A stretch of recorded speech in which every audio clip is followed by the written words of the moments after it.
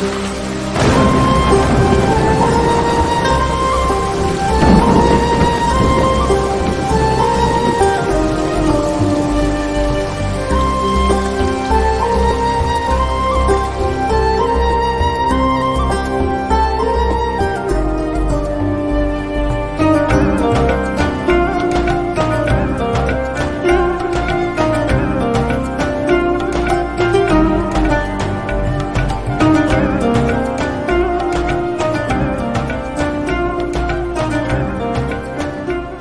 పేరు నందగోపాలకృష్ణ. ప్రజలు NGK అని పిలుస్తారు.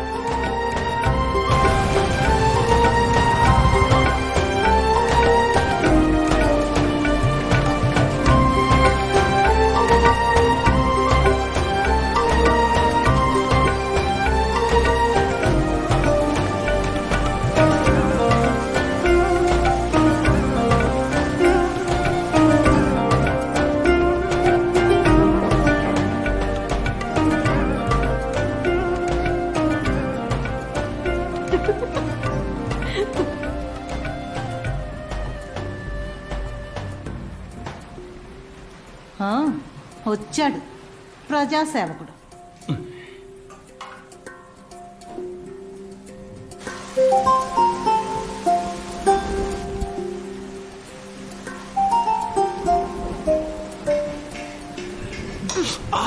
ముద్ద వెంకాక కానివ్వండిరా. అమ్మా నీకెన్ని కళ్ళమ్మా? నీ ఈడు వాళ్ళకి కొత్తగా పెళ్ళైతే తలుపులేసుకుని లోపలే పడుంటారు. నువ్వు బయట ఏడుస్తున్నావు. పక్కింటి వాళ్ళు చూసి నవ్వుతున్నారు.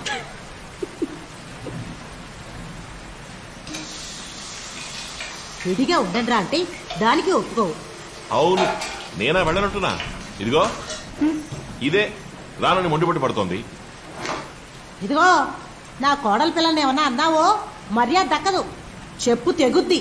తీసుకుపోయేవాడు ఏ సింగపూర్కో అమెరికాకో తీసుకుపోవాలి. పెద్ద చదివింది మాత్రం ఎంటెక్ పిచ్చడి. 2 సంవత్సరాలు ఊరంతా చెప్పుకు తిరిగాను మా అబ్బాయి పెద్ద కంపెనీలో పనిచేస్తున్నాడని. అంతలోనే తిరిగి వచ్చేసావు అరకు వ్యవసాయం చేస్తాను అని. అరకు వ్యవసాయం అట. 6వ తరగతిలోనే 4 సార్లు ఫెయిల్ అయిన నా తల్లి, దాని పేరు అరకు వ్యవసాయం కాదు, ఆర్గానిక్ వ్యవసాయం. కంపెనీలో పనిచేయడం కూడా ఒక పనేనా? తెల్లవారుగానే కాడు గీకి లోపల పెట్టి తాళం వేసేస్తున్నారు. ఇదిగా ఇంత చిన్న కుర్చీలో రోజంతా కంప్యూటర్ చూస్తూ కూర్చుంటే వెన్నెముక అరిగిపోతుంది. గంట కొడితే ఫుడ్, రాత్రి అయితేనే తలుపులు తెరిచి వదిలేస్తున్నారు. వింటుంటే అచ్చం జైల్లో రాలేదు.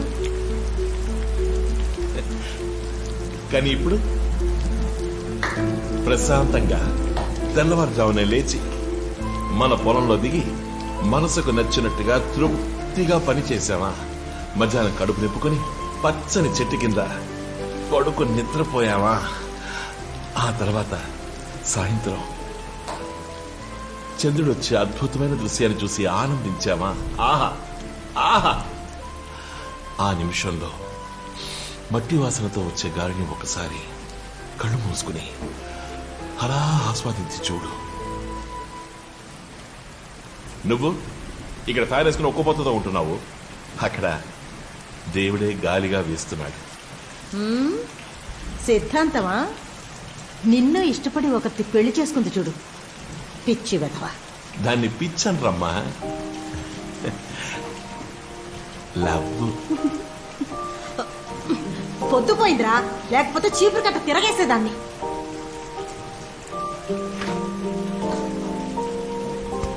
ఇదిగో ఆడు చిమ్మడిపోను ఒక పుల్ల ఇసుక 20 రూపాయలు తీసుకున్నాడు.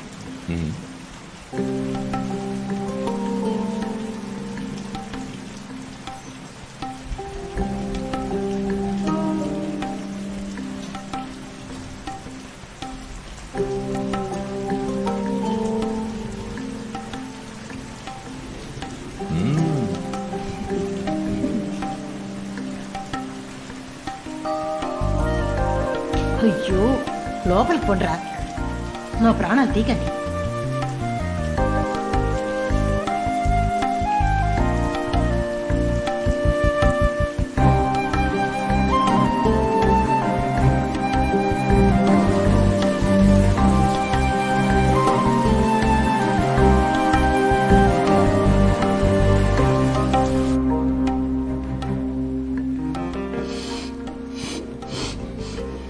ఏ ఎందుకు ఇలా వాసన చూస్తున్నావు? వాసన. వాసన ఏంటి? నేనేం పర్ఫ్యూమ్ వేసుకోలేదే. పర్ఫ్యూమ్ కాదురా, మట్టి వాసన.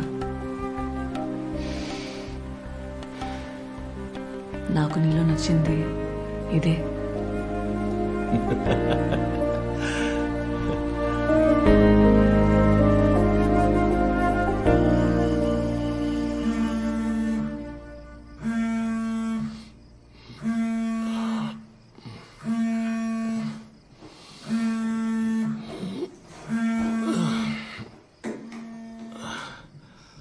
అన్నా, మా పక్కింటి సీరుగాడు కడుపుతో ఉన్నవాడి పిల్ల మహాలక్ష్మిని కడుపు మీద తన్నాడు. రక్తం బాగా పోతుందన్నా. ఈ టైంలో అంబులెన్స్ బండి ఏమీ దొరకడం లేదన్నా. నువ్వు త్వరగా రా అన్నా.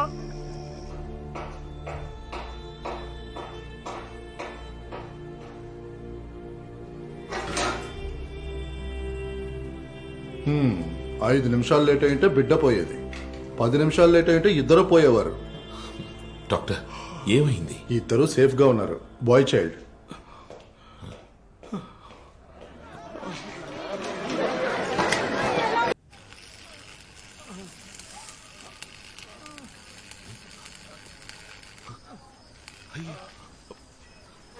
గిరన్నా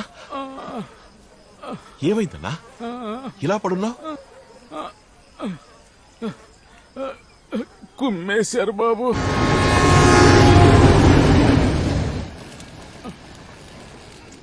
ఎమ్మెల్యేనా?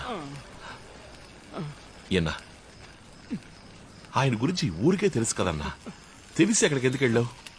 ఊరికే వెళ్ళలేదు బాబు. మొదట్లో బాగా మాట్లాడేవాడు. ఇప్పుడు పని పడిందని ఓ సాయం అడగటానికి వెళ్ళాను.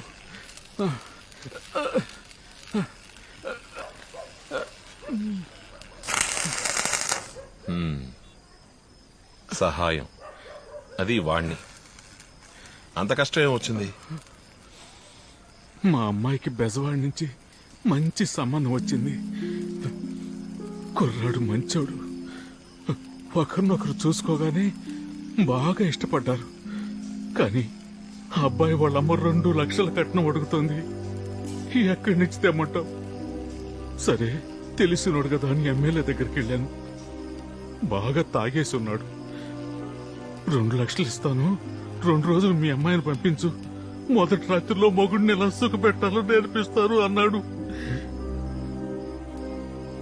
కోపం వచ్చి తిట్టేశాను. వాడి మనుషులతో కొట్టించి ఇక్కడికి తీసుకొచ్చి పడేశాడు.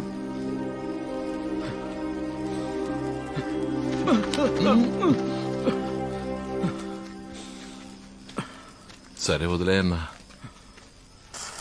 ఏం పర్లేదులే. మా అమ్మ దగ్గర కొంచెం నగలున్నాయి, అవి తాకట్టు పెట్టి ఇచ్చేద్దాంలే. ఏం బాబు, ఈ ఊళ్ళో నన్ను కుక్కలు కూడా పట్టించుకోవు. అది నీకు తెలుసు. నన్ను నమ్మి డబ్బిస్తావా? స్తోమత స్థాయి చూసి చేసేదానికి పేరు సాయం కాదన్నా, అవసరానికి చేసేదే సాయం.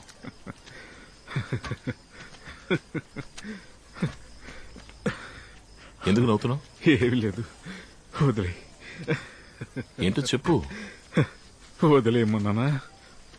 నువ్వు చెప్తే వినవు. చెప్తేనే కదా వినగలను. కాదురా, నీలాంటోళ్ళు రాజకీయాల్లోకి వస్తే ఈ ఊరు ఎంత బాగుంటుందో ఆలోచించి చూశాను. ఏనా నేను ఇలా ఉంటా నీకు నచ్చలేదా?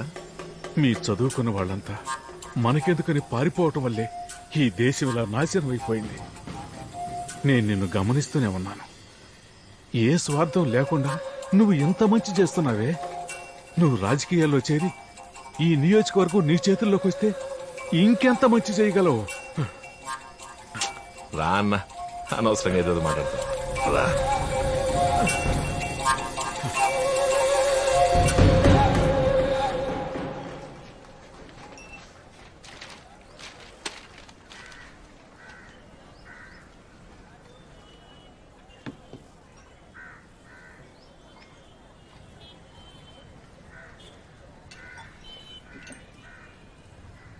ఏంటమ్మా నేను 3 వారాల నుంచి చూస్తున్నాను ఇక్కడే వెయిట్ చేస్తున్నావు ఏంటి సమస్య 3 వారాలుగానా 3 నెలల నుంచి